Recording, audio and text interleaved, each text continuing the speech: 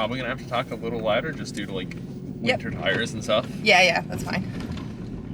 All right, what is up, everybody? Welcome back to another episode of Two Powerlifters in a Car Getting Coffee. I'm not going to be able to keep this down because it puts too much of a shadow on my face. Oh, great. Yeah. In today's episode, it's episode 15, we have Erin Cadigan. You guys may remember a couple episodes ago, we had John Cadigan on. Erin is John's daughter. But I'll let you go ahead and introduce yourself as better than John's daughter. Yeah, so I am John's daughter. That's one of many claims to fame. I've been powerlifting for about, I guess, going on, well, my first training session was Boxing Day of 2018. So just about 7 years now, almost 7 years. I'm from St. John's. I grew up here. I'm also almost a lawyer, not quite. And that's kind of who I am. So, welcome to the show. It felt weird almost introducing you as John's daughter because considering you've been in the sport for longer than he has. Yeah, we are kind of a bit of a notorious duo around, but I have been in the sport for, I did my first meet in April and he did his first meet the January after. So, a little bit longer, not a crazy amount longer, but long enough. Yeah, it's always fun to see you guys at a meet because there's nobody getting each other hyped up quite like you guys get each other hyped up at a meet. Yeah. And it's always great to see. Yeah, it's the only time I've been allowed to hit my dad, and it's okay. Yeah, it's a great dynamic. Yeah, so thanks for coming on. Yeah, thanks for having me. I've listened to a couple episodes, and it's always nice to kind of hear a little bit of the local powerlifting scene, so I'm excited to get to say my bit. Well, first off, a little bit on the local scene. Actually, the first question I wanted to ask is, you've competed now in 2 different associations. Is there any difference you find competing NLPA versus NSPL? NSPL? Yeah. They're very different associations in a lot of ways. I was always an NLPA member while I was away for school. So for those of you who don't know, I lived in Halifax for 3 years while I was in law school. And so I did NLPA provincials while I was there. And I think there are different associations for a lot of reasons. The NSPL board is a lot younger and a lot smaller. And the overall membership in the Nova Scotia powerlifting scene is a lot younger than our membership here. But I think they're both totally great in very different ways. It's been really cool to get to see both and to get to participate in both federations. And I've taken a lot of inspiration from what Nova Scotia has been doing, and they reach out to me all the time with questions and, how are you guys doing things? So it's been pretty cool to see both. There's the difference really that sticks out to me is the age range of the lifters, which is so interesting. They have a huge junior and sub-junior population over there. Yeah, where it seems like NLPA, now obviously we do have a good many juniors and stuff popping up, but it seems like for the most part the NLPA is just kind of like an aging population. It's like, yeah, we have a lot of, well, if anybody attended the AGM last week, we have 8 junior and sub-junior members in the province, whereas I'm sure they have way more than that, and they're more populated province than we are, by a long stretch. But yeah, I just find it interesting that the demographics are totally different, but otherwise, like, the vibes are very similar. It's super community based. Everyone's really friendly. Like, it's super awesome.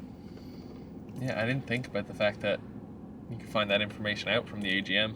There's lots of things you can find out. Just a reminder to go to them, I say, as I haven't been to one. Yeah. Next November, keep your eyes open on the Instagram. But yeah, what got you started into the sport? So I had a friend growing up, who was into it. He went to Sub-Junior Worlds randomly one year. I think that could be misinformation that I've created in my mind. But he had been training with Jeff and he was coached by Chris for a while. And him and I went to the gym together one day and he was like, I think you'd like powerlifting. I think you'd be good at it. And so he set me up with his friend who ended up coaching me for a couple years. And yeah, I've been doing it ever since. He no longer lifts anymore, but you're still here. I'm still here, still kicking. I'm not planning on quitting anytime soon. So yeah, that was how it started. And then once Dad got into it too, I started to take it a bit more seriously. And then I got like a proper, not that my first coach wasn't a proper coach, that's not what I mean, but once he had kind of moved on to other things, I got a proper coach and we kind of started working together, and things have kind of really taken off for me in the past couple of years. Yeah, it seems like you've been on a real steady climb up. Oh yeah. I give a lot of credit to my now coach who's fantastic. His name is Matt Gledhill. He's out of Nova Scotia. We've had a really, really exciting and positive climb, dropping weight classes and getting stronger, and you know, all the things you could possibly want to do. Matt and I have been able to accomplish together, and things are still looking up. We're still trucking ahead, so I'm lucky that I picked someone, and it's worked out so great, kind of right from the get-go. So is the switch down to the weight class seem like it's going to be a staying point? I am staying at 76, yes, but I'm going to do the last chance qualifier here in January as an 84. There's a couple records left in the 84s that are not mine that I'd like to be mine before I really commit hard to the 76s forever. And me and my coach are testing a new peaking strategy to get squats to show up a bit better on meet day, so we wanted to do that in a bit of a lower pressure situation as compared to nationals, which will be my next meet after that. So just to mark your name in the record books a couple more times. Couple more times. It really bothers me that it's like there's a couple that just aren't my name, and then I'll have all 8 between the 2 classes, which will be pretty cool. So that's the plan. Well, that answers one of the next questions, because one of the next questions was what's the next meet and what's the plan? Yeah, so I'm going to do the last chance qualifier as a light 84. I'm hoping to come in somewhere between 80 and 81, depending on what I have for dinner the night before, honestly. Get those couple of records, test the peaking strategy, hopefully hit a couple numbers that I've had in my head for a while, and then we'll take a little build. It'll be more of a train through meet than a true peak. But yeah, that's the next one. I guess kind of for you guys with this peaking strategy, it's more of a trial run for nationals. Yeah. See, we're gonna try. I think what we've kind of decided is to peak my squat on a 4-week peak, but do everything else on 5 weeks. So take almost like a week 0 on squats, to see if that gets my squats to show up a bit better. I didn't have a great squat day at Easterns, unfortunately. Strength was there, but depth wasn't. So just feel more confident and just have a little bit more in the tank to sink them on day of. And one of those records I'm missing is a squat record. So that's the plan. So whatever you can to get the squats moving. Yeah, and it's one of my better lifts. So if we can get it to show up, then that gives me a little bit more, a few extra kilos to put me up the leaderboard, hopefully. Where do you want to go for coffee? Oh, I'm easy. I really don't care. Okay. I'll drink whatever. Like my father, I have a terrible caffeine addiction that is not discriminatory. Yeah. See, you say that when there's an empty Monster can in the door of my car right now. You should see the back of my car. It's a graveyard of cans. It jingles when I turn. It's just festive for the holidays, really. Yeah, that's the excusable use. Yeah, I'm just decorating my car for the holidays. I don't think there's a single powerlifter out there that doesn't have like a crippling caffeine addiction. Yeah, it comes with the territory, and doubly so for being a lawyer. They're all the same as well. So the caffeine flows strong in my veins. It's very important to me. I'm a 3 coffees a day minimum kind of person. Yeah, I feel that. I missed the days back when I was a 1 coffee a day person. I keep saying I'm gonna fix it. I'm off work, like the office is closed between Christmas and New Year, so I'm like, I'm gonna fix it. I'm gonna stop drinking caffeine in that time period. And I just don't think that's gonna happen. I don't think it's realistic. I might cut back, but I tell myself that, and then I go, yeah, but what about training? Yeah, right? I'm gonna be training, obviously, and that'll be like my last block, like week 3-ish, weeks 2 and 3 before that little meet. So I'm gonna wanna feel good. I mean, it's also quite literally like an addiction. Oh, the last time I tried to do like a caffeine tolerance break, tried to do it cold turkey, and I got 3 days in and had an excruciating headache. Yeah. I haven't tried going off coffee ever. I don't know that it would go well for me. I have started delaying my caffeine by an hour in the morning. So instead of like first thing drinking coffee, I wait until I get to work, or like I'll wait until I've been awake for an hour. And I find it has a little bit more kick when I've been, when I'm like, I really need a coffee now. But it's still 3 a day. There's no cutting back from that number, I don't think. McDonald's? Sure, yeah. Since we're here. Yeah, since we're out this way. Which way is this way? Yeah. I was gonna say, this one the drive-thru always messes me up here. That sun is crazy. Yeah. And like I said, I can't fold the... Yeah. I can't fold the thing up. People won't be able to see us. It's the benefit of doing or the negative side of doing a vehicle-based podcast. Yeah, for sure. What do you want? Just medium black coffee. Could I get a medium black coffee and a medium coffee with 2 milk, 2 sweetener? Nope, that's everything. Feels like I haven't been to McDonald's on the podcast in so long. I'll have to go back and check the polls. But of who went where. Who was the last person on? Last was TK. Right. And we went to Toslo, which is a spot him and Steph go to downtown. I love Toslo. I've been there a bunch. Coffee there is really good. It was really good coffee. Yeah.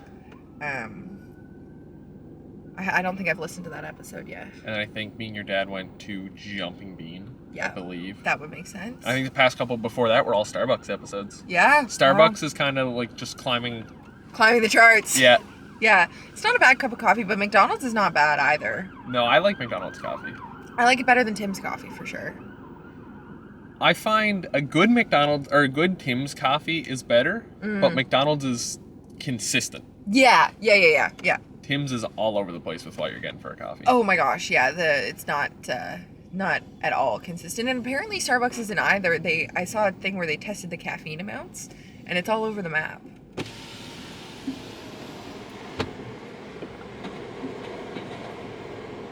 Okay, this one is your two muffins. Just one back. Thank you. Thank you. Thank you. We got the festive cups. Festive, happy Halloween. Halloween. Oh my gosh. That tells you how busy I've been now over the last... You need coffee, Erin. I need coffee really badly, yeah.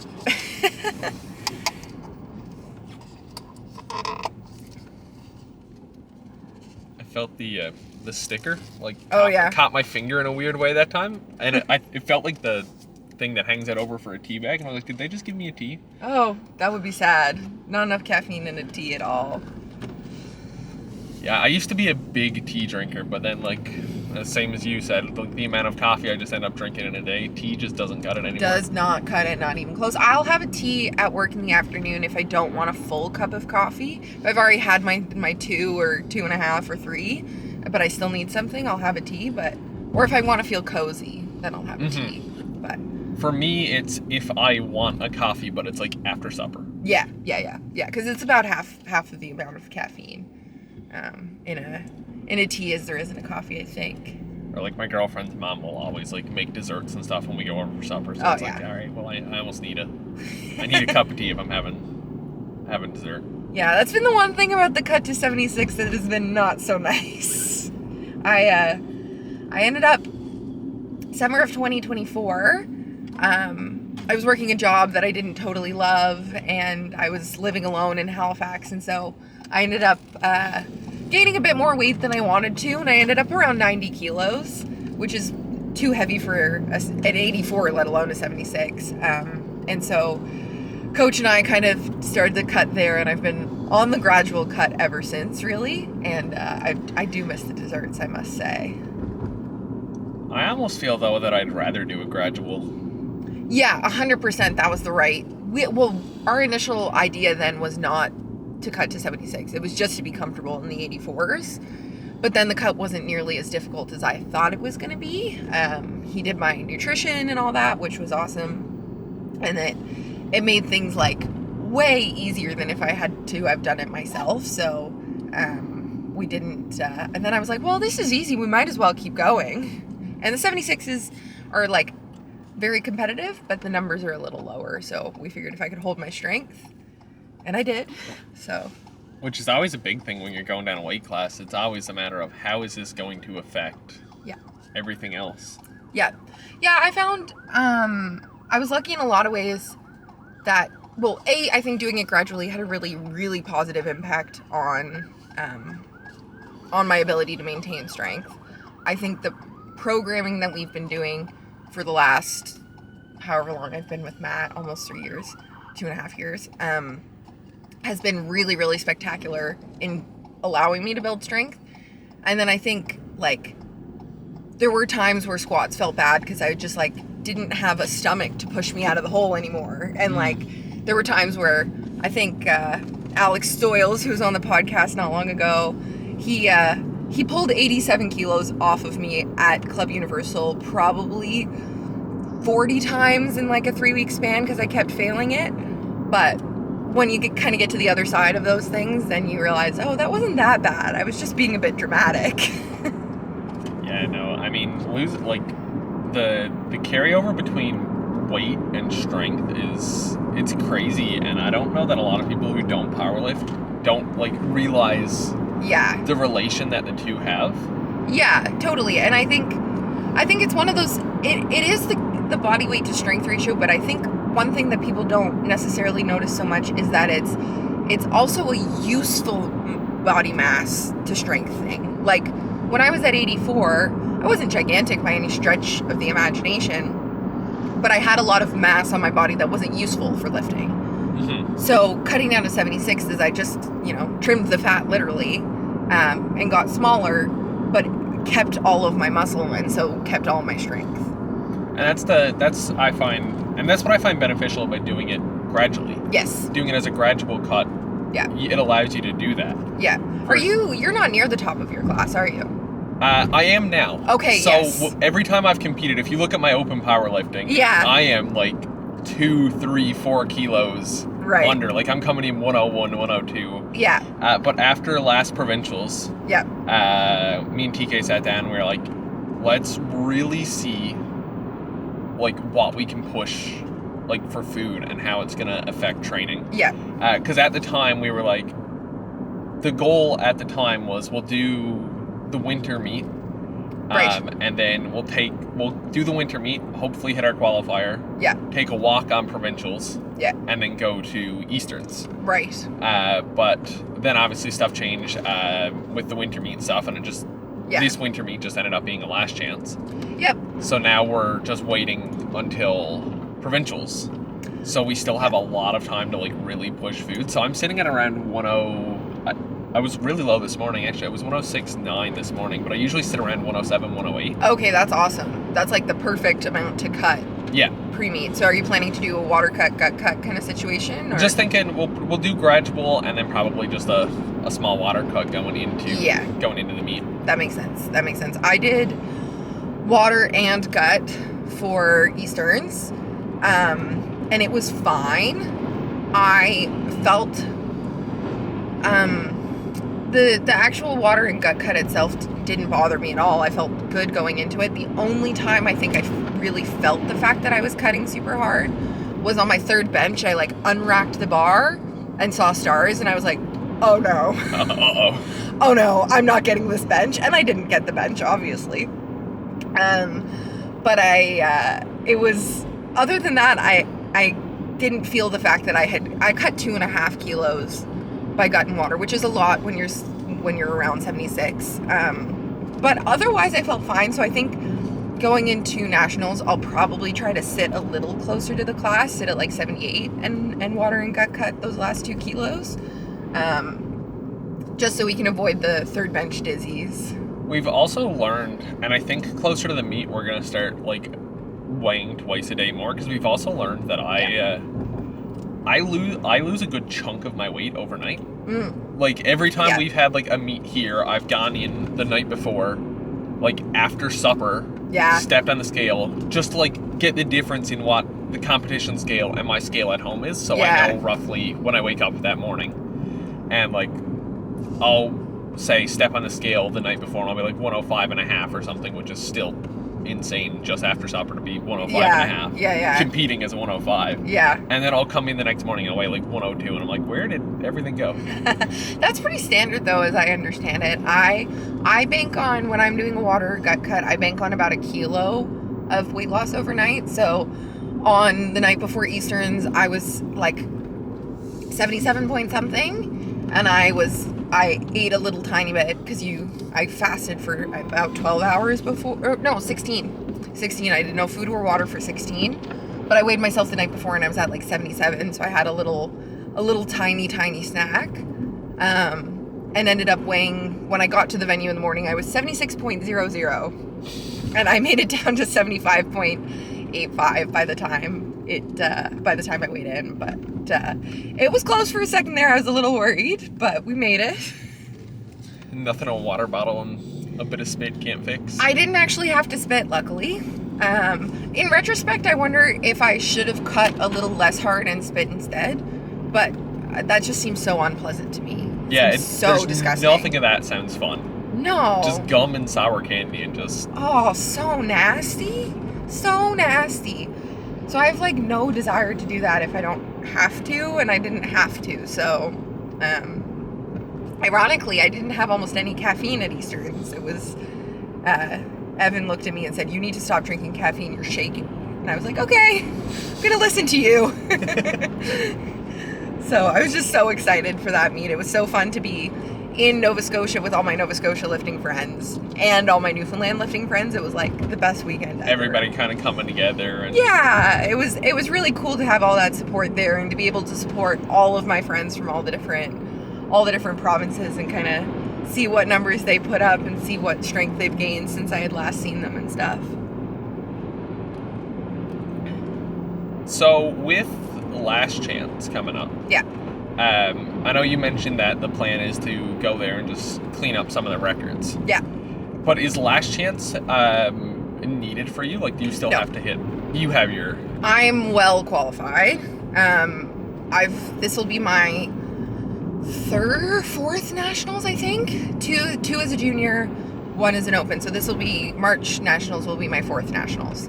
So I don't need it as a qualifier, and I have said to Larry, like, if it fills up and there's people who need to qualify, I'll back out, no problem. But I just want to clean up those records and before you fully commit to going down. Yeah, and then once I fully commit to going down, I'll hope to sit a little closer to the class in the off season, probably closer to 78, 79. But my body's not entirely convinced that we want to be there yet. Yeah, it took me. It's the whole battle of just like weight and stuff in the gym, because it took me a while to accept just sitting at 108 as a normal weight. Yeah. And I think that comes from having done 75 hard and stuff. Oh, yeah. And having lost 20 kilos. It's like, I don't know that I want to gain it back. Yep. But then I realized, like, it's the way forward strength-wise. 100%. I actually did 75 hard also. Oh, really? I did it. I didn't finish it. I did it in either 2020 or 2021. I think 2021. But it was funny. I was on day 60 something. I was really, really close to the end. And I, all in a week, my car broke down. I got laid off from my job and my gym bag got stolen. Oh, yeah. No, and I was like, I'm done with this. Thanks. So I gave up on it then. I had a bit of a rough week. But I did. I got to like I think it was like 63 or 64 days. That was one of the hardest things I've ever done, as I'm sure you know. Yeah, it was brutal. I think once I passed the 50 mark, every day it got closer to the end. Yeah. I wanted to quit. Yeah. More. Yeah. It was a difficult challenge, and I think it's a lot of things that I do now, like the diet and all that kind, and I don't drink anymore, and like all of those kinds of things I do now, and I don't think twice about. But like back then, before I was really like serious into lifting and stuff, it was not stuff that I was used to doing all the time, and so I found it really difficult to stick to. I think doing it as I was starting powerlifting, like just getting into powerlifting, was beneficial to me in the long run, because it built these habits. Yeah. And the powerlifting is such a sport where you have to be like so okay with the boring and doing the same thing day in and day out and not caring that it's boring, because it is objectively, it's very boring. Yep, you get up, you weigh the exact same breakfast you've had for the past 2 years. Yep. And you do eat the same lunch, you go and you train the same 3 movements, you get the same number of steps, like all of that kind of stuff. You just have to be so okay with doing the same stuff day in and day out. And 75 hard is that, really.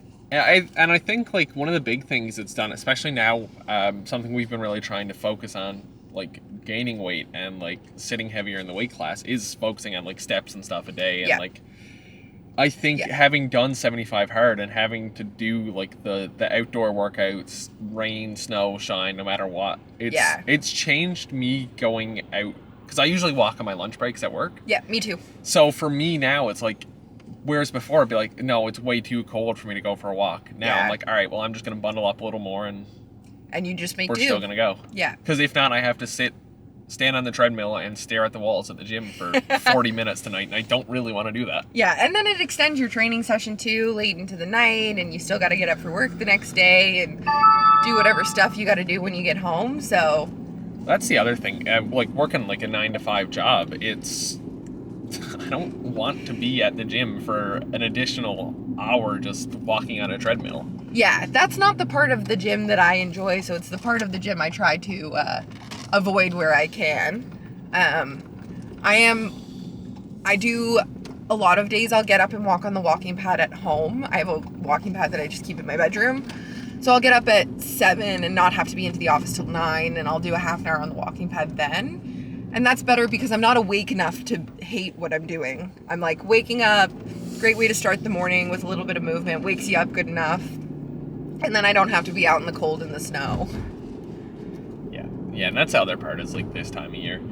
It's weird because it's been a complete yo-yo of getting for walks and stuff on my lunch, because fall and spring are usually great. The beginning of summer is good, but then halfway through summer, it's too hot to go out on my lunch, because it's not too hot for me, but I can't go back to the office and sweaty. So I'm like, all right, well, I have to go to the gym. Yeah. Because the gym's cardio room at least has AC. We're rocking with no AC. I've never been in a gym that's had AC, which has been disgusting, to say the least. A little stinky. But it has made me tougher to the outdoors. In the hot summers. We have it in the cardio room, and I mean, you've trained out front at reps. Yeah. It's like there's 2 spots where you can get a cold breeze out front. Yeah. And then in the IBW room, it's just a sauna. Yeah. Because it's just this dingy corner in the back of the gym, plus all the CrossFit crowd is there, so it just generates body heat. Yeah. We're lucky. Out at Ignite, they have the great big bay door, which they open all the time, which is really nice, and that lets a good breeze in. But it does get pretty sticky in the summer. It can get pretty nasty. But it's all you can do. You just gotta train through it. You're just gonna train through it, because if you're complaining about the heat, a half-hour rain, you still got like another hour and a half, 2 hours left. Yeah. I'm bad for a 3-hour training session. That's one of my flaws, is that I'll spend more than half of my time talking to my friends. And not lifting, but it's such a good community, and we have such a good group of training buddies, and I'm sure you guys are probably the same, that you get to chatting and all of a sudden it's been 15 minutes since your last set and you're like, uh-oh, I need to squat again. I gotta squat again, I'm getting cold. That's the one benefit of getting insers, switching from SBD knee sleeves to insers, is they don't let me take too long in between sets. Yeah. They quickly remind you. Yeah. When you start losing feeling in your toes, that it's time to go. Again. Yeah, I've been using SBDs my whole lifting career. I've not even so much as put on a pair of Insers or A7s or anything. I think after the last chance, that might be something that I look into, just to capitalize on whatever couple of kilos I can there. But knee sleeves already, I find, make me a little panicky, a little uncomfortable. So I've always been really nervous to try something a bit stiffer that I'm going to feel like I'm stuck in them forever, which I probably will, but. Yeah, I think everybody who's ever put on a stiff sleeve has had that oh shit moment of like, I don't know if I'm ever getting out of this. Yeah. I know when I was even like that when I first got when SBD first came out with the power lifts. Yes. I tried those on at home alone. Yeah. And thought I was stuck. Yeah. Dad got stuck in his pair not long ago. He texted me and I said, how'd you get them off? And he said swearing. So, there's strategies available. But he's bulked up a little bit since his last meet, and he tried on an older pair of SBDs, and I think he regretted it pretty quickly. Yeah. There's whether it comes down to two people pulling on either side of the stiff sleeve, or you got people sticking garbage bags up and under. I tried on John's A7, John Mercer's the A7, the rigor mortis is his new set, and we ended up having to like put my foot just on his chest, me holding onto the bench and him just pulling. Yeah, that's what makes me nervous about it. A couple of the guys have offered for me to try on their A7s, but I'm a little bit nervous about it for that reason. I'm sure they would get me out eventually, but it makes me nervous. I probably will get a pair because, willing to do anything to get a 2.5 kilo total PR, 2.5 kilo squat PR. But that's going to be an after last chance thing for me, I think. My birthday is like 2 weeks later, so maybe it'll go on the birthday wish list. I've learned that the trick is to not try and take them off immediately. Because that's the thing a lot of people do is they put them on to see how they fit and then try and take them off, and their legs are dry and the sleeves are dry. Yeah. Versus if you train in them that little bit, you can work them off a little better. Yeah, get them stretched out a bit, get them relaxed, get your leg a little sweaty. Yeah. I've had the issue with mine where I do on-call for work once every 6 weeks. Oh, yeah. I've almost debated throwing my SBDs in my gym bag for my on-call weeks just purely because they're easier to get on and off. Yeah. Because there's been times I've like pulled out my inserts and then got 2 sets in and my phone immediately starts going off and I'm like, okay, well, I can't get them off in this amount of time. So I think one of the guys has a picture somewhere of me sat in the trunk of this with like the trunk open with my laptop on my lap fixing someone's problem and my legs just out straight because I couldn't bend them. Well, that's the thing. Once you get your knee sleeves on, you can't sit with your legs bent because you will not feel your toes anymore. And that's true of like not even a stiff sleeve. Like I find I can't sit with the SBDs on for any length of time at all before I lose feeling in my feet. And they're not even that tight. I have sized down to a medium. People make fun of me because they say I should be wearing a small, and probably I should. But I'm down to a medium now, and I'm like, I can't sit down. I gotta stand up, walk around. No sitting down and relaxing for me.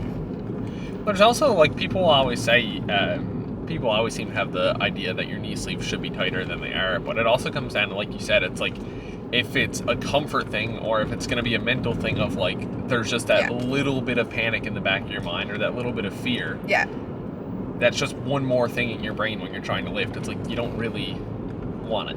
No, totally. And I think, for me, I sized down in everything when I came down to class. I got a new belt, I got new sleeves, all that kind of stuff.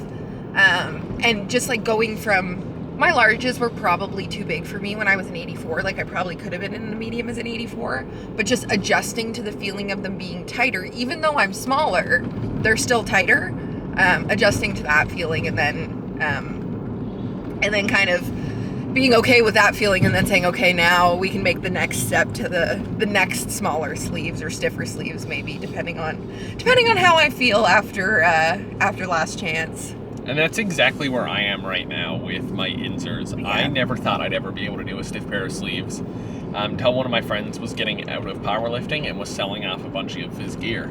Yeah. And I was all like, I don't want to commit to buying them, but like, can I try the inserts for a session? And if I like them, yeah, I'll buy them off you. Yeah. So I did it, and I panicked when I first tried them on. I got stuck. Tried them on again because I did that on a non-training day. Yep. Mistake number 1. Yep. So I went and I tried them on for a squat day. Really liked them. Yeah. Struggled to get them off a little bit, but obviously they weren't broken then to me. Great. And after training on them now for I think about 4 months, I'm at the point where I'm like, all right, I think I'm going to go try a set of rigor mortises, assuming that A7 comes here for nationals and has a booth, because A7's duties are kind of brutal to deal with when you're ordering. Yeah, I have no clue if they're coming. I hope so. I haven't heard any whispers either way. But that would be awesome to have them. I mean, it's always so nice to go shopping at nationals. Yeah, absolutely. Yeah. Yeah, I remember before I was even into powerlifting, I was just like starting in the gym, and like I was like benching and deadlifting. I wasn't squatting at the time, but I was just like early into the gym. And it was around when I started college.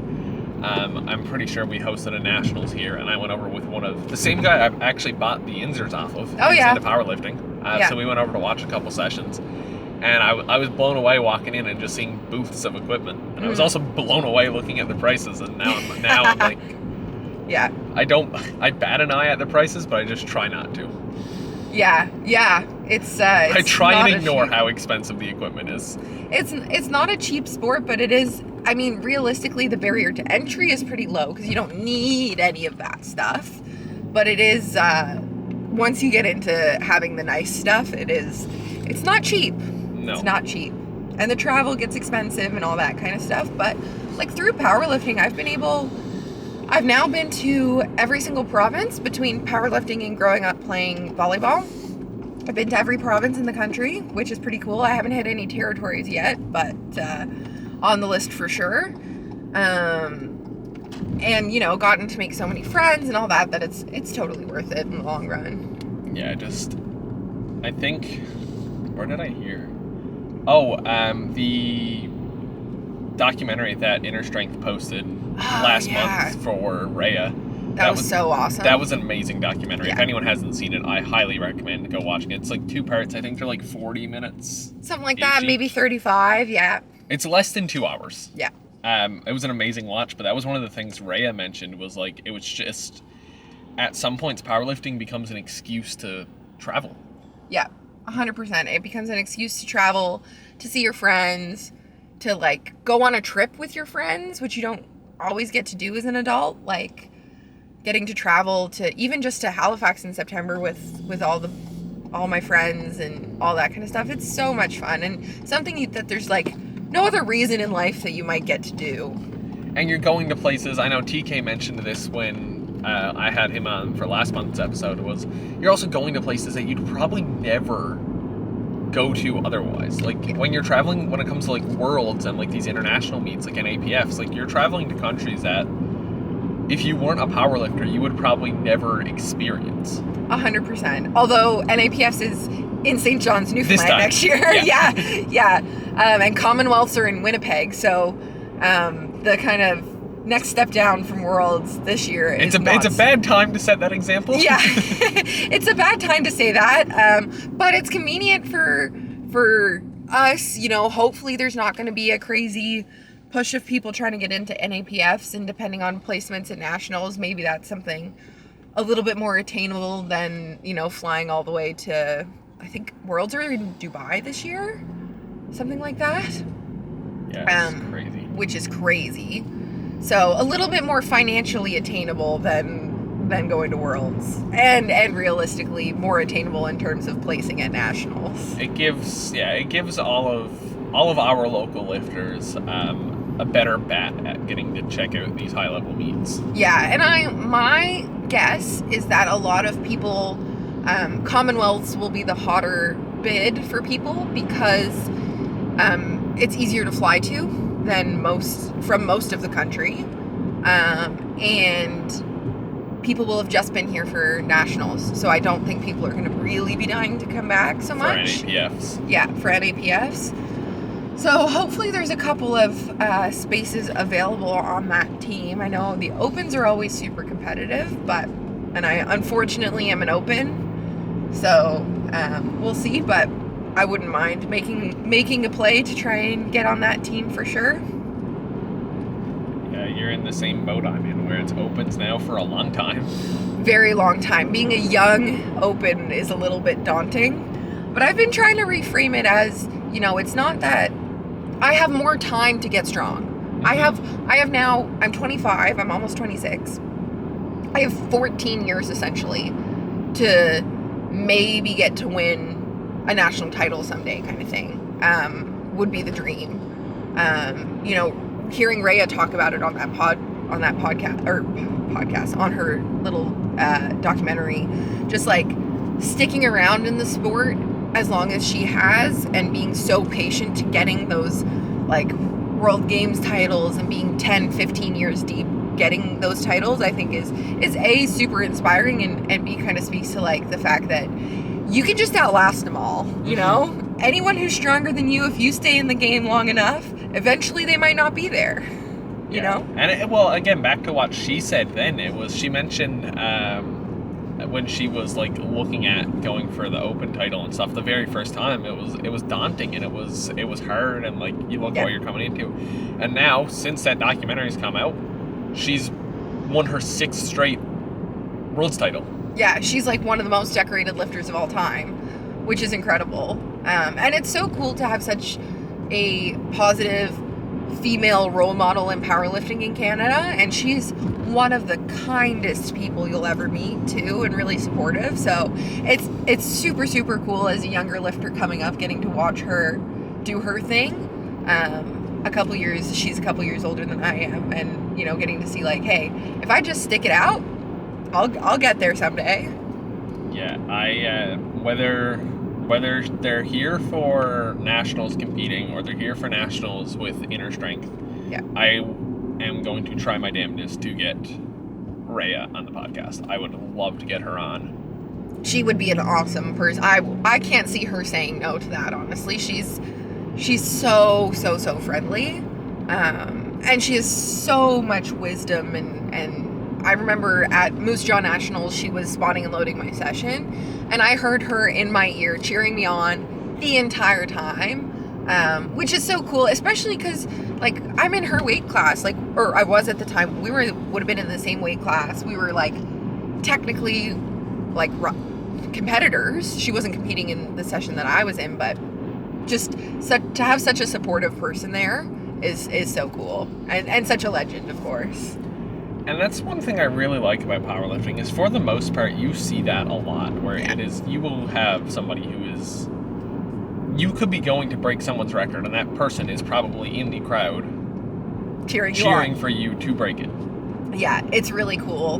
That's by far one of my favorite things about the sport, and there's some healthy rivalry and a little bit of shit talk here and there, but it's all in a way that we're pushing each other to be better. It's never in a like malicious, mean way. It's always because, you know, I want you to be better, so I'm gonna, you know, be competitive with you because I think that's gonna make you better. I had a lot of that. I had more of it over in Nova Scotia than I do here. There's a couple of girls who I was really good friends with in Nova Scotia who were in my weight class, and so we would get talking, the three of us, of who's gonna win and, you know, how the placings are gonna shake out. And it was always fun, and it really motivated me to push harder in my training. Yeah, it's like it's always fun to have like you said, one or two people that you're close with, like in your weight class, that you can bounce that off of. You can have this little shit talk, and you can have, like, me and Will have that now. Yeah. Where it's like Will out squats and out benches me, but every time and out pulls me, but yeah. I don't top Will on anything right now, but anytime something goes up for me, like I hit a PR, it's like, all right, well, either you have to PR that same amount of weight or the gap's closing. Exactly. Yeah. The girls in Nova Scotia, I'm still competitive with them, and I'll still, we're all in off seasons now, so I haven't been talking so much smack recently, but that was the same situation with me. And I don't know if you know Christina Kim at all. You might have heard the name around. I think I might have heard the name. Yeah, she's She's a 76-84, kind of same as me, in Nova Scotia. She is a spectacular squat. I don't think she still has the junior national squat record, but she did have the junior national squat record at like 210 as a 76. Wow. Yeah. So she outsquats me by a long margin, and then we're pretty close on bench, and I out deadlift her by a little bit. So it was nice to say like, hey, you can't have a bad day because I'll be right there, you know? Mm-hmm. Yeah. And that's how and when you get to that point, that's what it can come down to, is all it takes is a bad day. Yeah. Now, to be fair, she didn't have a great day at Easterns, but I also didn't have a great day at Easterns. So, you know, I think it was a 20 kilo spread or something between us, which if I had only made my squats wouldn't have been there, but they called Easterns pretty tight, so. Yeah, I thought the same when we were watching Easterns. There were some interesting calls. Yeah, and I'm all for calling sport tight. I think tight is good because then it gets people to the national and international standard that you want people to be at. The problem is when it's inconsistent. And I don't think it was inconsistent at Easterns. It was just tight. But I hadn't been paying attention enough to my depth, and that's 100% on me. And it's something I've been really, really, really working on and really conscious of. I think part of the problem was the weight loss and not feeling my stomach hit my legs in the same place, and so not having that like physical cue of saying, okay, I'm at depth.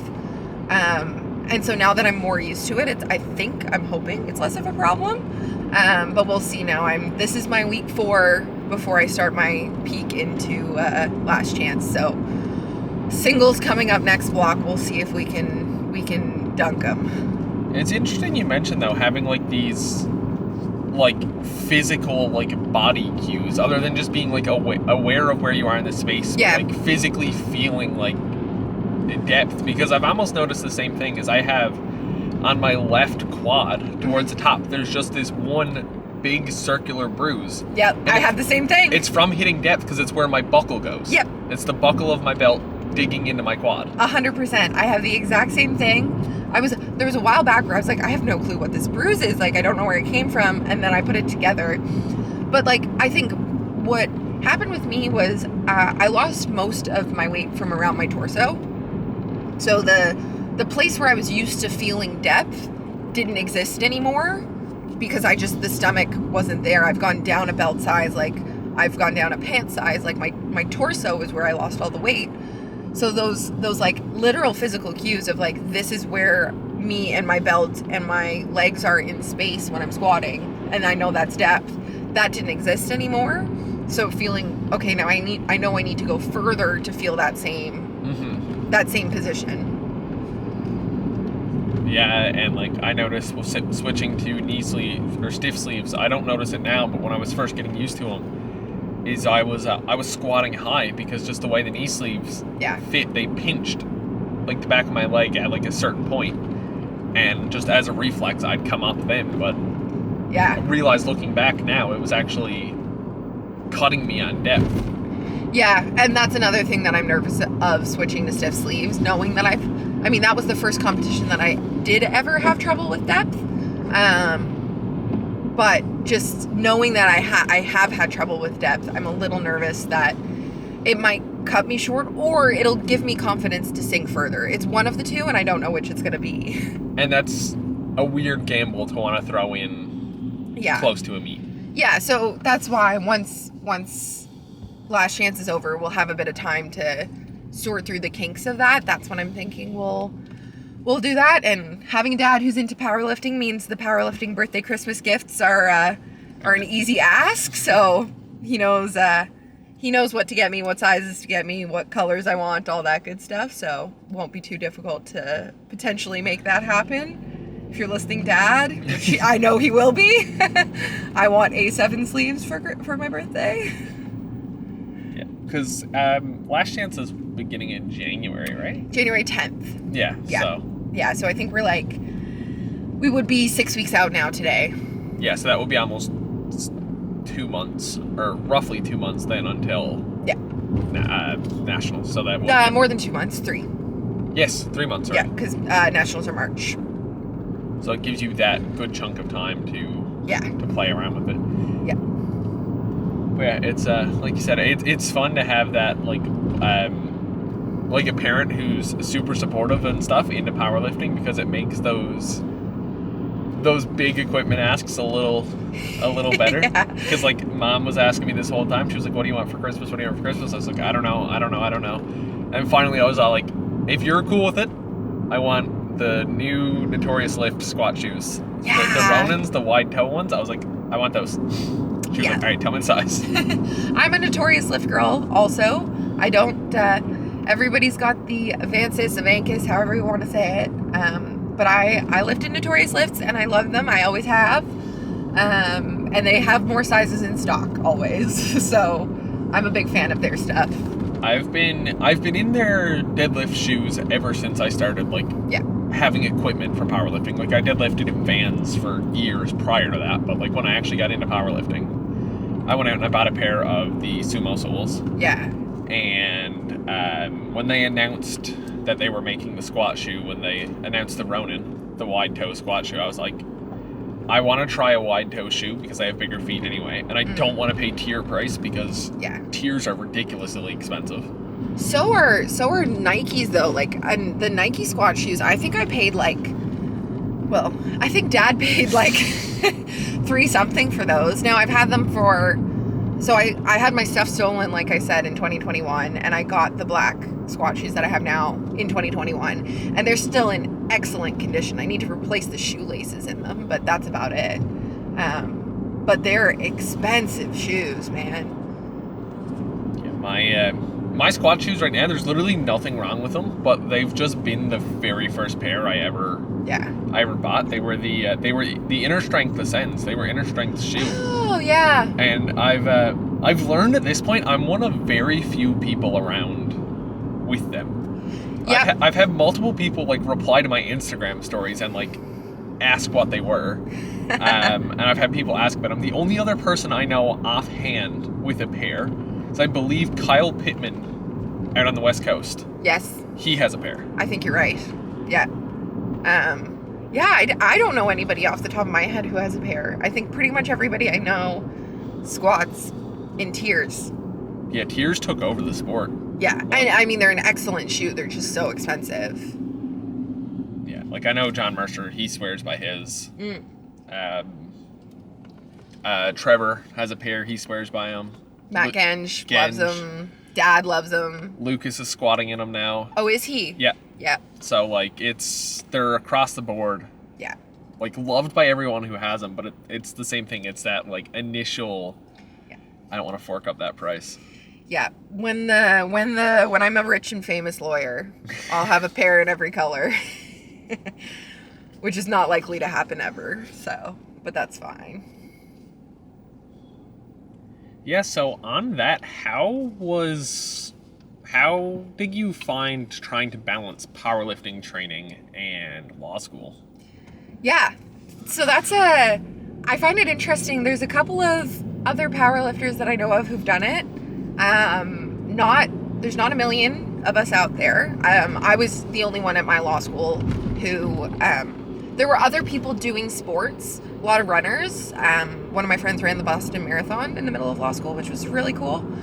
But not a lot of powerlifters. And I have a stock standard answer to this question because people ask me all the time how I did it. And I also worked all through law school. So I worked a part-time job, was in law school, and was competing in powerlifting regularly and volunteering on the board, the NLPA board.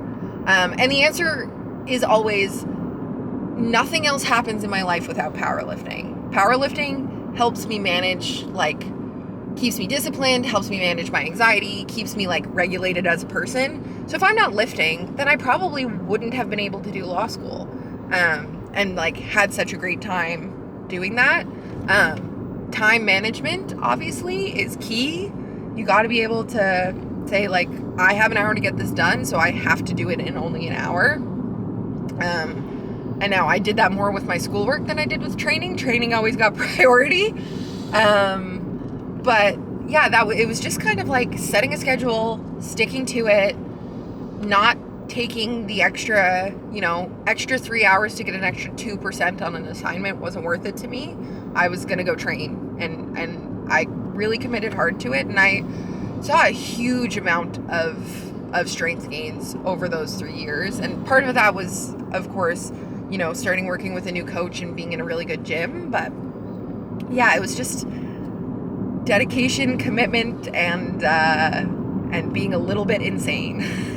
I found the same thing though in like my last semester of school. It was a very similar mentality of like, growing up in like high school and stuff, you don't really have a whole lot of other stuff going on. So it's like you're gunning to do whatever you can for like the best grade, and then you hit like post-secondary school, you hit university, college, law school. It's like you're looking at like, is it worth like all the time I'm gonna put into this? 100%. And the thing with law school, and not so much undergrad, I didn't have this mentality, but like in law school, C's get degrees. Like everybody at the end gets a law degree as long as you pass all your courses. And then even more so, everybody, like, I wasn't worried about once I had my job lined up and all that, my grades didn't matter anymore as long as I was passing my courses. And I did all right in law school. I didn't get all C's by any stretch of the imagination. I did pretty well. But like just knowing when to say, okay, that's enough. I've got to leave this now because I need to have more. I need to have a life outside of law school, and I need to have a life outside of being a lawyer. And for me, that's, more important almost than my career. To me, hopefully my bosses never listen to this, but my career is really important to me, and I really love my job. But I'm not me, and I'm not good at my job, and I'm not fun to be around if I'm not powerlifting. Mm-hmm. If I'm not doing this thing that keeps me super in touch with reality. If I don't have this thing to let all my frustrations out, I have all my frustrations at work. Yeah, exactly. And they don't want that. I'm really lucky that I work, my job lets me do all this crazy stuff, and they're all super supportive and asking me about lifting all the time, and never making fun of me for eating the same thing at lunch every day. So I know that's not the case for everybody. So I'm really lucky, and I really appreciate all that, all the balance that brings me, and having a career that I love that allows me to do a sport that I love. It's always important to have that support structure. Like each spot that you can build that support structure up makes it that much better in the sport. Like obviously, like the first support structure you're always going to have in the sports, usually your family. Yeah, for sure. Then after that, you're getting your friends. Yep. Who eventually, the longer you spend in the sport, your friends just become your training partners. Yeah. Become almost your main friend group at that point. And then when you get work supporting it, like I know a couple people in my office are the same way. They're all like, so like when's your next competition? Like how's training going? Yeah. Yeah, no, it's super awesome, and it's allowed me to be able to do things like to go travel for Easterns, and to get to take some time off around nationals to see all my friends and do all those sorts of things that I wouldn't get to do otherwise. I'm super lucky, and I'm planning to continue trucking along exactly like I am for forever, probably. Dad and I always joke that someday we'll get to go to Masters Worlds together in 2040. I don't even want to think about how far out Masters is. I'm good. I don't want to think about it. You're only just turned open this year, right? Yes, yeah. So I turned 24 in June. Turned 24 in June? Yes. Yeah, gotcha, yeah. So it'll be 2042 for me. Yeah, that's a ways away. A little bit. Yeah, Dad'll be M3 and I'll be M1 that year. So we'll try and get to go to Masters Worlds in 2040 probably, which will be hilarious and super cool. I think back to what we were saying earlier about the list of meets that are here, I think there's also plans of Master Worlds being here in the next couple years. I've heard whispers, which would be super cool. Dad got to go to Masters Worlds in 2022, which was here, and that was really cool. We got all of my family got to come and watch him and cheer him on, which was just the coolest thing ever, and not something you get to have necessarily when it's halfway across the world. Well, that's the thing, is the higher and higher level meets you get, the support you get, you still have the same amount of support, but the instant support you have, or like the audible support you have, gets smaller and smaller and smaller. Yeah. I think one of my favorite powerlifting memories is when in Easterns 2024, when Lucas was making his move for Worlds that year, and Matt Gensch was making his move for Worlds, and they were both pretty close. Being in that room and cheering everybody on was one of my favorite memories. That room was so loud and rowdy, and like it was the most fun. And to see people on the local level who I look up to and admire succeed like that was just like obviously the coolest thing ever. Was that the PEI one or the Sheridan one here? The Sheridan one here. Yeah. I remember that one. The crowd there was crazy. It was.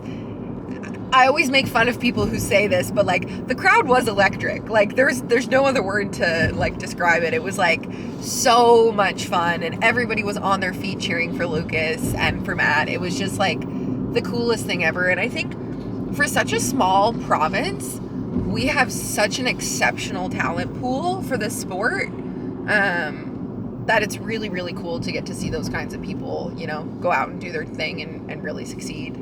But absolutely agree. I think it's funny because looking back on it, I'm sure everyone remembers like that last pull for Lucas, because obviously the overturn and everything. Yeah. But I still think it's funny to look back, that the fact that if you watch anyone's video of that pull, you can't hear the crowd other than you can hear you. Yeah. Yeah, you can hear yourself in your microphone, and you're like, okay, I gotta mute this video before I play it because it's so loud.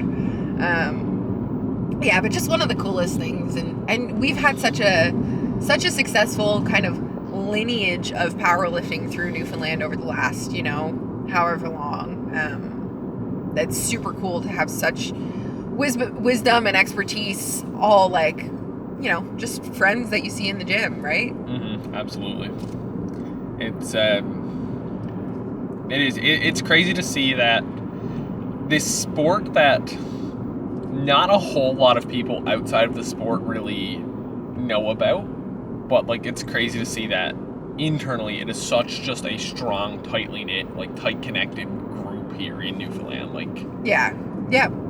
And there's obviously there's the rivalries, but like we said, they're all in pursuit of making each other better. There's so much goodwill in the community, that it's so awesome to see. Like there's not a soul that doesn't cheer for Jeff when he goes out and chips his record every 6 months. Hilariously, even so, Dad and Jeff compete against each other all the time, and my grandmother, my dad's mom, texted us at Nationals when Jeff pulled his third record and said, "Way to go, Jeff." And Dad was like, "Come on, that's my rival." So even outside, it reaches outside the community even a little bit.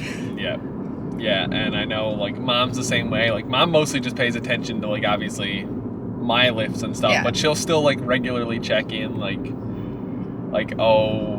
when she knows stuff's coming up, because she hears me talking about it. She's like, "Oh, so how's this person looking for like nationals, and how's this person, and like so like if this person wins this, what does it mean for them," and stuff like that. Yeah. So it does slowly like break out around, and like Mom will text her, she'll see something, I'll repost something on my story, and she'll reply back, and she'll be like, "Oh, so like what did Lucas pull today?" Yeah.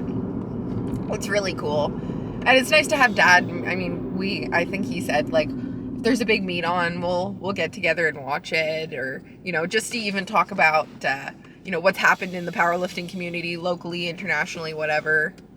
Talk a little smack, talk about our favorite lifters, all that kind of stuff. It's nice to have that around too. Yeah, it is. It's like you said, it's also that fun part, and it's like you and your dad both said, and we've done a couple times now, me and the guys. It is fun to get together for like these big lifting events and like just sit around and like root for your friends, but also just to watch these high level meets.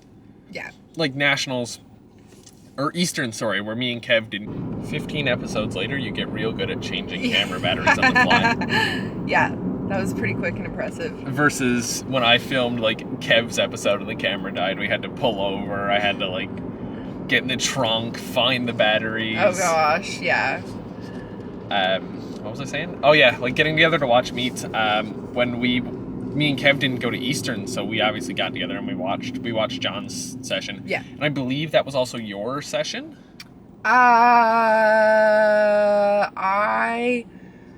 it was, because this was one of my favorite things ever. Louisa, who's a 69, was in the flight before me. So it was so cool. And I had Dad and Evan and Matt in the back room with us. It was essentially like a Saturday training session, which was one of my favorite feelings ever. And then I had, my coach was the meet director. So I had my coach literally standing next to the table and having like everybody I could ever want there, essentially. I mean, obviously there were family members that weren't there, but but I think John was the session after me. Yeah, I think that's what it was. I think we got together and we rewatched your guys' session while we were waiting for theirs to start, is I think what it was. Yeah. But yeah, it's just fun to be able to get together and like get together with friends and just sit up and watch these meets. It always sucks because the way Sheffield always falls, usually like most of my friends are working and stuff. So like my girlfriend ends up sitting through Sheffield with me. Yeah.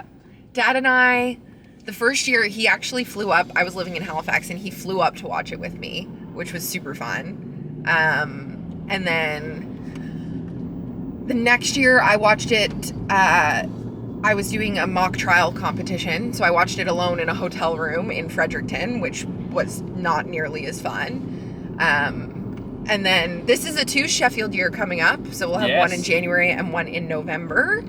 And obviously we'll be getting together to watch those, the boys at the gym, and I might see if I can drag Dad along to watch it with us.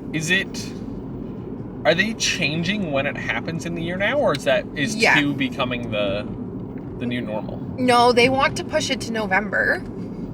So instead of having a year where there's like a really long gap, they're gonna double up. They're doubling up. They're pulling the old NPL and yeah, that's exactly what's happening. With a little less controversy. A lot less controversy. I think November is actually a great time for Sheffield to happen because there's such a lull in international competition right now. I know the British is on today. Which there'll be some good battles there, but there's no like Euros isn't on, NAPFs isn't on, there's no Commonwealths, like there's Worlds is a ways away. Like there's a bit of a lull in this time period, so I think it's nice to have something in there to get excited about. Yeah. Although we have had SVD Austin and Advances Houston, so yeah, having these small like 4 cash meets is always fun too. Yeah, it will be super exciting to have a similar deal. I know Quebec has something like that. I can't remember the name of it for the life of me. But Quebec has a similar meet, so it'd be nice to get something going on the East Coast. Like an invitational only cash meet would be really cool. I think that would be awesome to have.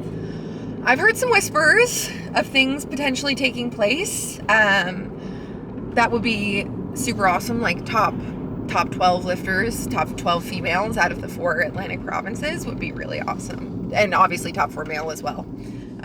Do a 2 flight and then an open session, I think would be the idea. But yeah, that would be super cool.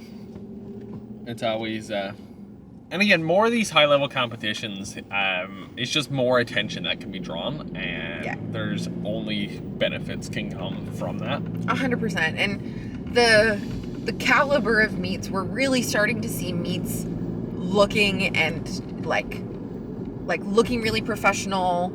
The setups are really professional. Like Moose Jaw was the last nationals that happened. Yes, that was one of the best run meets I've ever seen. It was so professional, well put together. Everything ran so smoothly, and of course that's partially because Rhea and Ryan have so much experience. But I think the idea of paying spotters and loaders is huge, for making the experience run really smoothly.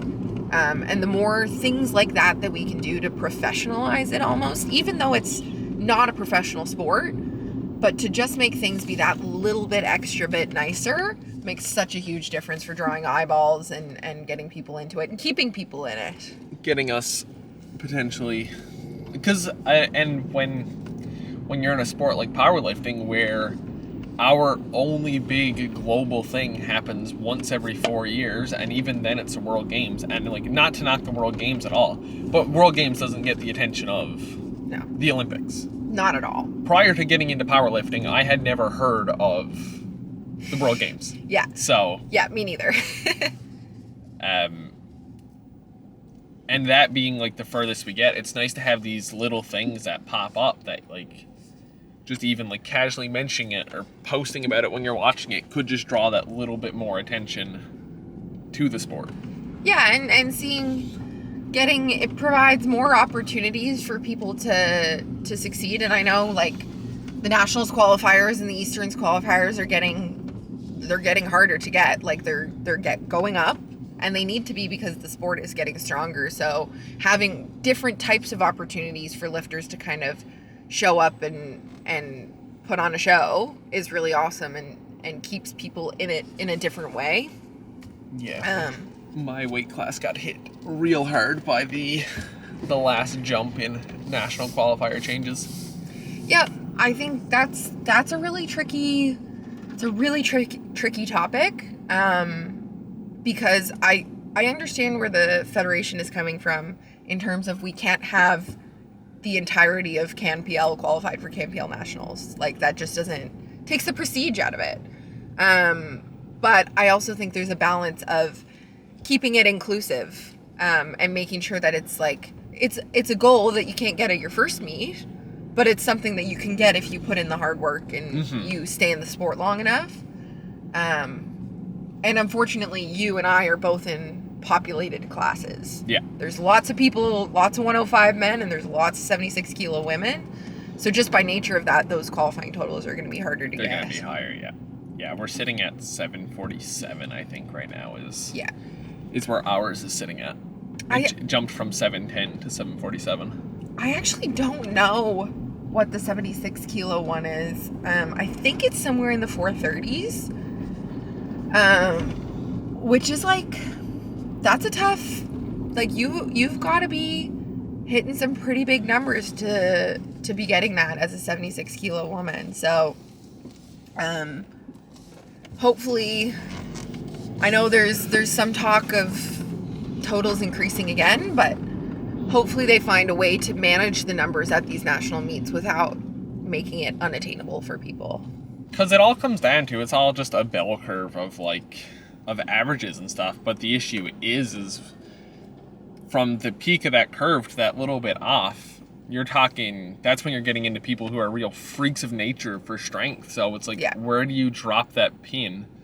Because if you set it too high, you're ending up with just the same people. You're alienating the sport.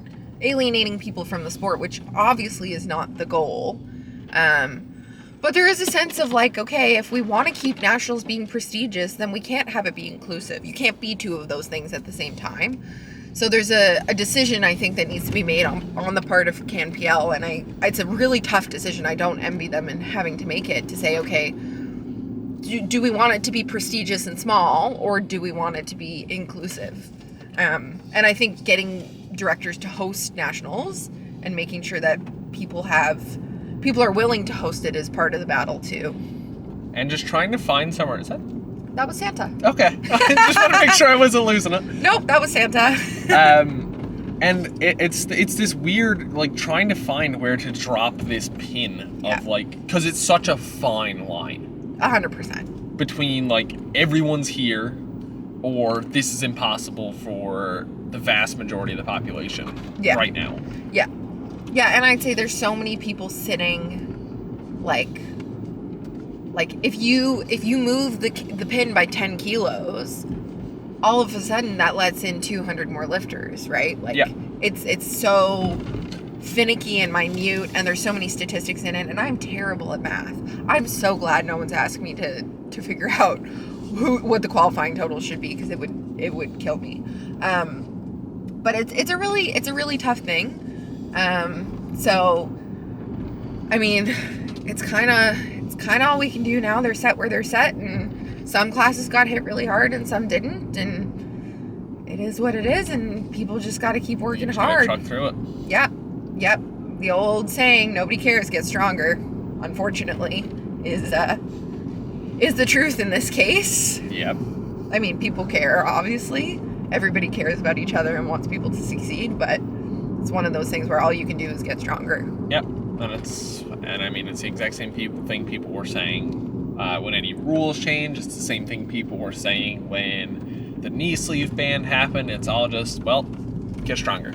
Yeah, it is what it is, and you gotta work around it. Like, that's all you can do.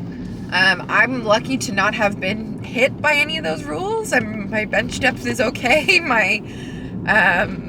I've used SPD sleeves my whole life, so I haven't been struck by any of those rules quite yet. But it's tricky when you do, man. I played the risky game. I bought stiff sleeves after they got unbanned. Yeah. So now I'm just like, how long do I have these? Yeah, well, end of 2026, I think those get reviewed, so I'm not sure what will come of it then. I think there'll be a big stink if they don't stick around, though. I think there has to be something done a little better than they did it before, because you risk running a monopoly then. Yeah. And if SPD becomes a monopoly, we have problems. Yeah, for sure. And I think the other thing that I don't think people entirely realize is almost all of the world records, squat world records, have been hit in SPD sleeves. Mm-hmm. So it's not like, yes, stiff sleeves are going to give you an advantage, but it's not the end all be all. You know, I think it's just something you need to get used to over time. Just one of those things I completely agree. You just got to say, okay, well, this is going to suck for 2 months or 3 months, or it's going to suck for a year, or however long it's going to suck for. But if you're really in it and you really care about the sport, then you're willing to suck up the suck. Any sleeve could be a stiff sleeve if you go down enough in size. Yeah, get an extra small SPD on and you'll be fine. Yeah. If you can get them over your calves, that's the tough part. And get them off again. With that, kind of talking about like rule changes and stuff, what is your powerlifting hot take? Ooh, a hot take. I have a lot of hot takes. Well, I have a lot of opinions. I think there's a lot. I think people change their programming too much. That's one that really stands out to me. My coach Matt and I have been running pretty much the same structure for almost the entire 2.5 years we've been working together. And we have put almost 120 kilos on my total. And so I've said to him sometimes, I'm like, should we change things? And he's like, why fix what ain't broken? Like, if it's still working for you, stick to it and keep it running. I think that's one thing that people, it's a boring sport. And so running the same program for, 2.5 years is objectively boring, but do you know what's not boring? Hitting a PR. Exactly. Yeah. That's one hot take that I have. That's probably the hottest of takes that I would have. I feel like everything else that I think about the sport is pretty standard opinions on how things should be and are or shouldn't be. Mm-hmm. How things could be, how things. Yeah. I mean, I think there's a lot of positive stuff and a lot of positive growth, particularly in this province right now. We have a really strong membership, and so like hot takes in terms of that kind of stuff. I don't really have any. I would get rid of bench depth again if we could. I think it's silly, but. And that's one that I don't even really know is a hot take, because that one just seems to be an accepted one. Because the issue with bench depth is the inconsistency. 100%. It's so difficult to judge. And nothing will ever be better than like a high level meet and then seeing Blake Barrett stories, because Blake is always like the first one to jump on the IPF when it happens, because he'll post 2 pictures, one of a lifter who got a depth call, and one of a lifter who didn't, and they're identical. And then people will be like, oh well, it could be from the side judge. The side judge isn't seeing shit. No. You're blocked by a red. You don't see from the side. So I actually have a hot take on a rule, and I've heard other people say this before, but I think we should get rid of the up-down call on deadlifts. I think if you stand up with it, you should get the lift. Especially if it's just like a little bobble at the top, like as you're setting your shoulders back into it. I think we should get rid of that. Now I know we definitely won't be, and I understand it on squats for like, we don't want people double bouncing out of the hole or anything like that, like trying once and trying again like you can do in Olympic lifting. None of that. But like on a deadlift, I think you should be able to if you stand up with it, that's your lift, you got it. Well, there's also the way some people pull. I've seen like false up down calls because one side will just pull up a little bit more than the other, and it causes the bar to just tilt a little bit. It's a really hard thing to judge without like something on the bar to tell you whether it went up and down or just stopped too. And I know a lot of juries don't have replay, especially in Canada. I don't know, I would assume internationally they do. But there's not always replay for a jury, so them being able to look and say, well, actually I did or didn't see up down on that. It's tough, man. The crazy one I heard is that there wasn't replay at World Games. Oh, really? Yeah.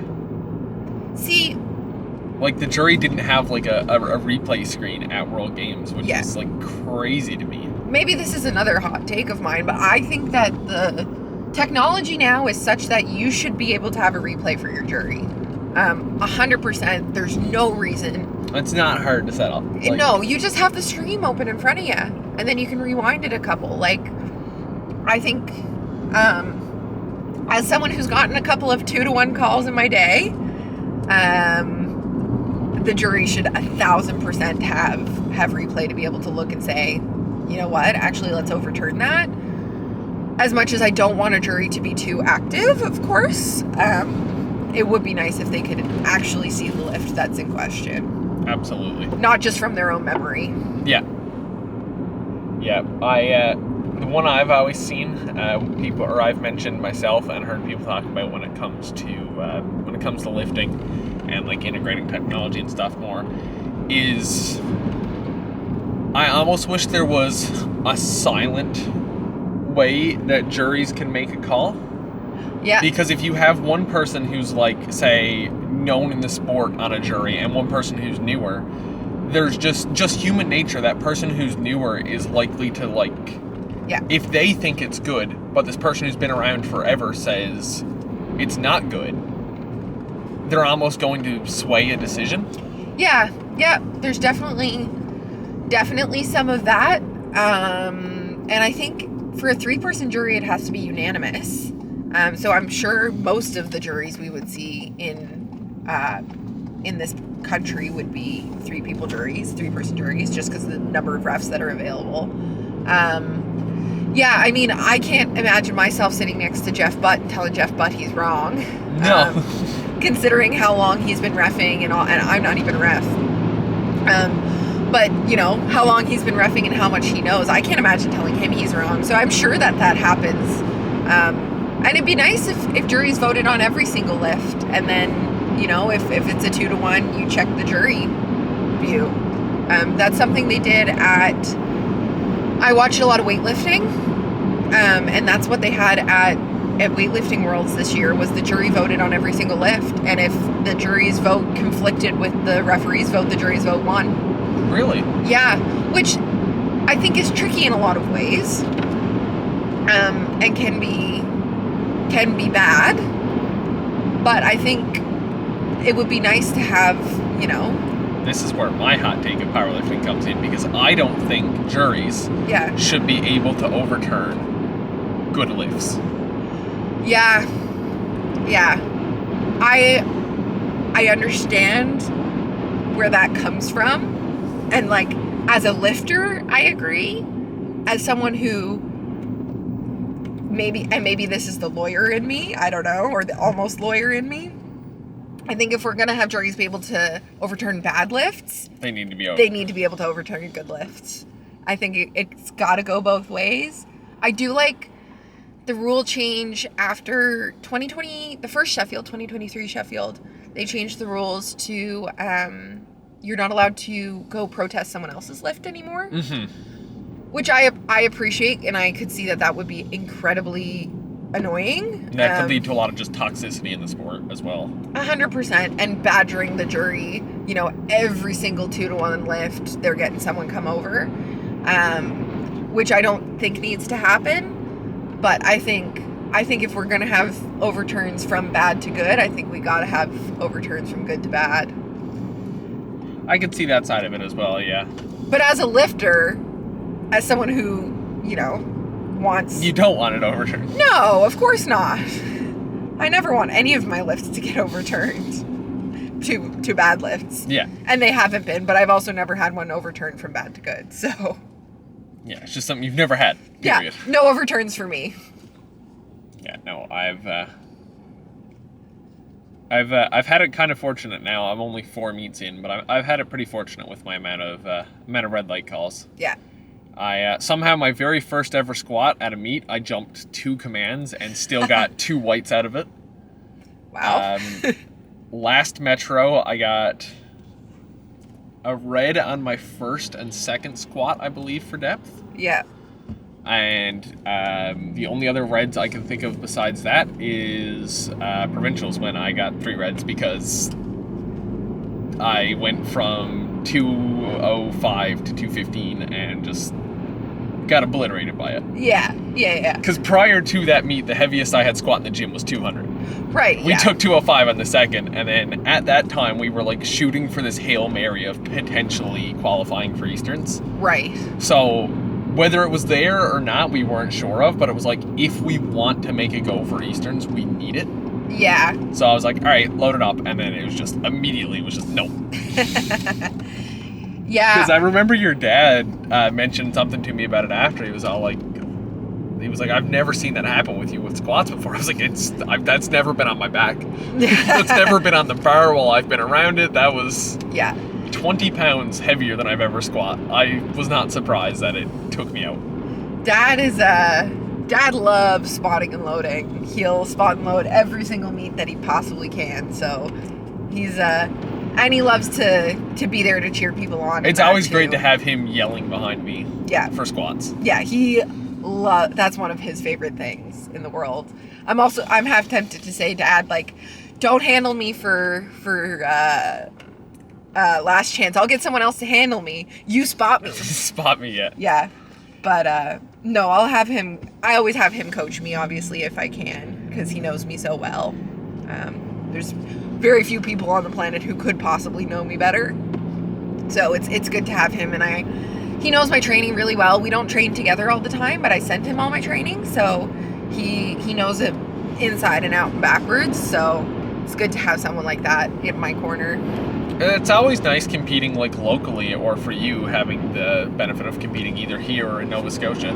Like when the people on the platform are people you have trained with in the past and people who are familiar with your lifting, it always is that almost like just little benefit. Yeah, I'm really looking forward to. I know a lot of the spotting and loading crew for nationals will be people that I know, which will be super cool. Like, and just the little bit of extra comfort you have when you trust and know your spotters is it, and that's, I think, part of why I've had such a phenomenal, since I moved home from law school in May, had such a phenomenal 6 months of training, has been I trust the people that I train with to save my life 1,000%, and they have, and they will again. I'm never nervous that I'm going to fail and something's going to go terribly wrong, right? Like, no, I know everyone around me. Yeah. And like, even to the point where like training in the gym, like heavy singles or heavy doubles, like at weights, like it's like you really should have 2, 3, 4 spotters at this point, where it's like Yeah. Having that relationship with people where it's like, this is heavy, I'm asking you for a spot, but like the common one we'll always say is, I trust you if you trust me. Yep. And you have to trust your spotters. If it's one person saying, I trust that if you don't have this, you're not dumping it on me, and we are going to get you out of this in the best way we can. Yeah, there's been some scary stuff happen. You know, we all see the videos on Instagram and whatever. Man, like the bars dumped and onto people's elbows, and like, oh, I can't imagine. And trusting the lifter, having that relationship of trust is so important. Yeah, I trust that you can squat this if you trust me to get you out of it. Yeah, and I mean, I train with a bunch of really big guys, which helps too. I mean, they're spotting each other squatting twice and 3 times what I'm squatting, so I'm not really ever worried that something's gonna go awry.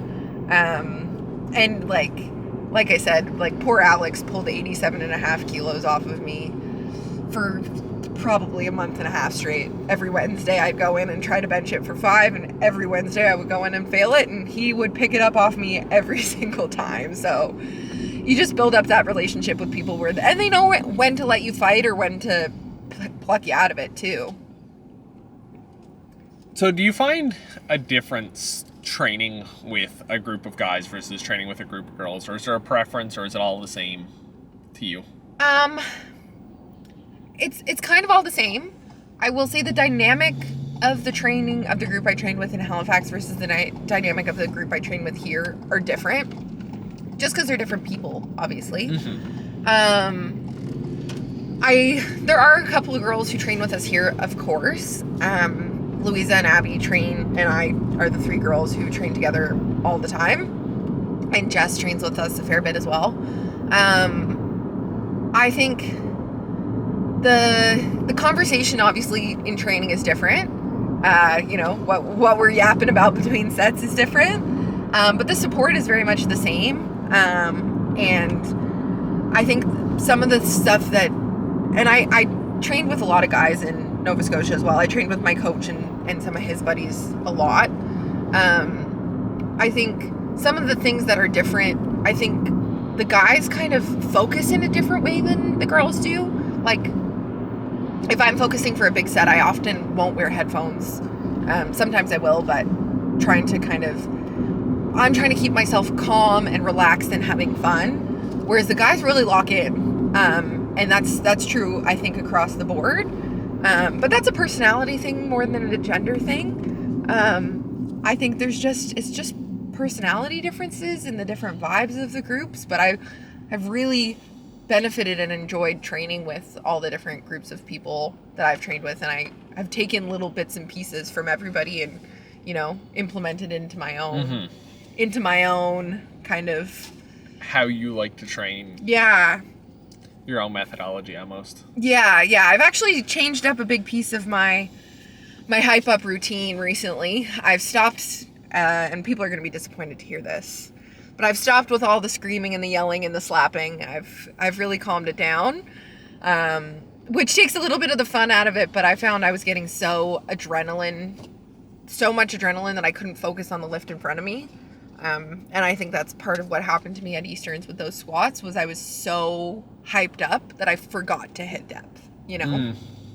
So, I've really calmed it down recently. I have a big squat later today, and I'm not going to yell at the bar or slap myself at all, and we'll see how it goes. This will be the heaviest squat I've done since Easterns, so, we'll see. It'll be interesting, but I think it's a positive change for me. It's really funny you mention it because up until your dad started coming to reps, I was like the stone, silent, stoic type. Yeah. And then since I started training with him, I found I got a big benefit out of just getting loud when I lift. Yeah. And then he stopped training the same time as me at reps, so now I'm just that guy down in the corner by myself making a racket. Well, and some people find it really beneficial, but you need to be able to do it in a way that you can use still it right. Yeah, and I I was finding it was too much adrenaline, and I can get myself into that like emotional adrenaline space without the yelling and the screaming and the slapping and all that. And to just have it be calm enough that I can still execute the lift to standard, obviously. So we'll see how it goes today. I've got a heavy double on squats and a heavy single at 9 on bench. So we'll see how it goes today. Hopefully good. I have 3 climbing doubles today on squats, and Nice. they're heavy. Yeah. They're close on single numbers right now, so. Oh, that's awesome. It's gonna be an interesting afternoon. Yeah, I think I've had 2 coffees already today, but I'm still gonna have a monster before I train, get some food in, and get focused, get dug in. I've been listening to Coldplay for my top sets recently. I've backed away, again, same idea, backed away from all the screamo and stuff. And it's really, really working for me. I'm having an excellent training block, so should be a juicy squat double posted on the Instagram later today. That was one of the Instagram questions, actually, was go-to hype music. So it used to be, when I first started lifting, I listened to a lot of rap, which I think is typical for like a 21-year-old girl, or 19, 20. And then when I was lifting with Dad a lot, I got really into a bit of like heavy metal, lots of Black Sabbath, that kind of stuff. And then over the past while training with the people I train with now, they listen to a lot of EDM, so some of that as well. But if I'm in my headphones now, last block it was Every Teardrop is a Waterfall by Coldplay, and this block it's been Viva La Vida. And next block I think I'm gonna use Clocks. So I'm just working my way through Coldplay's discography. There's something about that's just fun too, to walk into the gym, just click on an album, and then that's it. That's the mood for the day. Yeah, and I find particularly with this like set of songs I'm listening to from Coldplay, they're like emotional enough that I can get myself into that headspace without getting me into that like insane, out of control adrenaline space. So that's been a big change for me recently, but I'm liking it. I will still listen to some EDM or some rap kind of on my secondary lifts, or things that matter a little less, but that's been the go-to strategy recently. One of the staple questions of the podcast, it got lost there for a couple episodes, but we refound it. Fuck, marry, kill. Yeah. Squat, bench, and dead. Okay. This question is entirely dependent for me on how my training is going. Always. Right now, I think I would fuck deadlifts, because we're in a good place right now, but we aren't always. I'm marrying bench. Bench stays loyal. And right now I'm killing squats, which is surprising because squats are looking great. I hit a huge 160 for 6 PR not long ago, which is is obviously sick. That's like a 2 times body weight squat for 6 almost. But squats have always been one that have made me kind of nervous. So they're my least favorite often until we're really, really getting along, and then they maybe move up. But it's always funny. It's funny you mentioned squats being nervous, because to people who aren't around powerlifting, most people will be like, bench seems scariest because you're holding this weight over yourself, or deadlift seems scariest because, like, to people who don't know deadlifts or don't know how to deadlift, like, the risk of injury is, if you don't know what you're doing, the risk of injury in deadlift is crazy. But like, it seems most powerlifters will agree that like the most scary lift is squat. 1,000%, because there's so much that can go wrong. And I think like bench gets a little less scary because it's just not as heavy, right? Like, yeah, I'm holding it over my face, but like I almost always have a spotter on bench, and I know my spotter can pull it off me no matter what. Whereas like if I'm squatting, if I'm by myself, or if I don't have spotters who I totally trust, that can be a little spooky. You don't know what's gonna happen. I one time was descending in a squat and I knocked, it wasn't even heavy for me, and I knocked the front of the plate off the bench J hook, and it spun me, and then I got pinned in the bottom, and I was like, oh shit.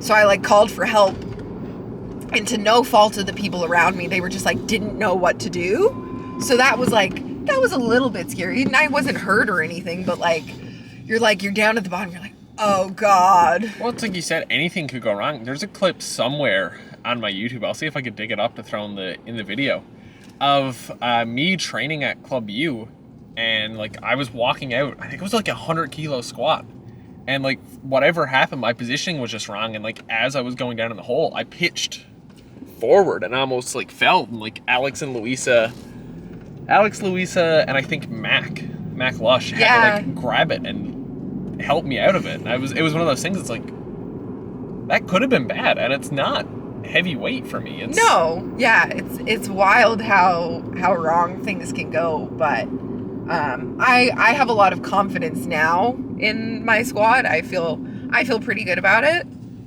but it is the one that gives me the most grief for sure. It's like you said, it's the one that could definitely be spooky scary. Yeah.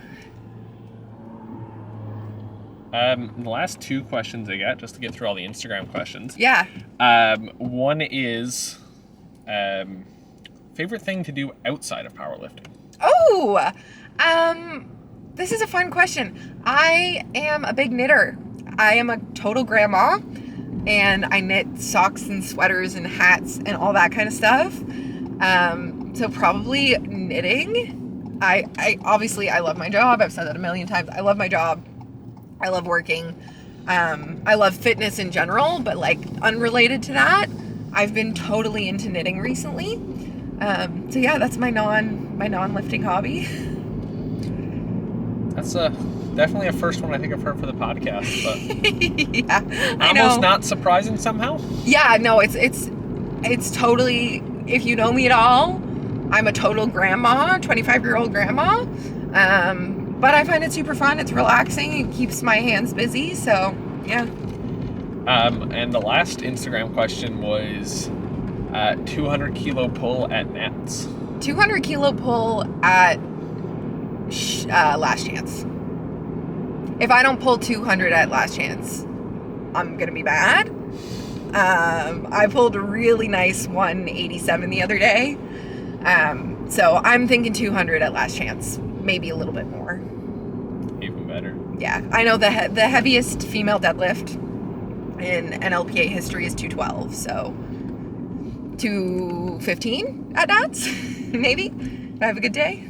Yeah, it'd be crazy to shoot for something that's the heaviest for your weight class, or heaviest period. Okay, so yeah, it'd be to take it from a not top weight class is always... Yeah, I don't think she's lifting anymore. The girl who has it, Lindsay is her name. And she was a super heavyweight. So to be a 76 and take the heaviest pull would be like just the coolest thing ever. And I'm not far off the heaviest bench either, but Kath Rendell's a moving target, so... Yeah, Kath is...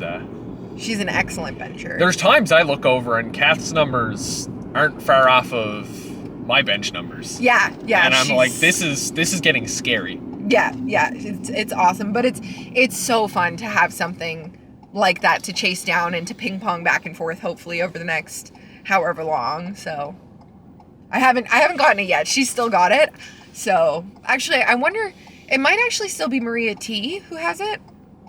But it's somewhere in the 107 range, so if I can 108, 110, that would be super cool.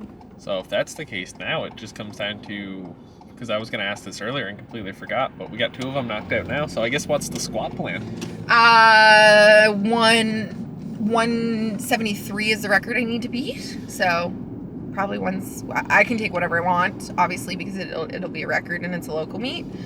So 175 probably, hopefully maybe 180, 182 if we're feeling like 175 is the second attempt.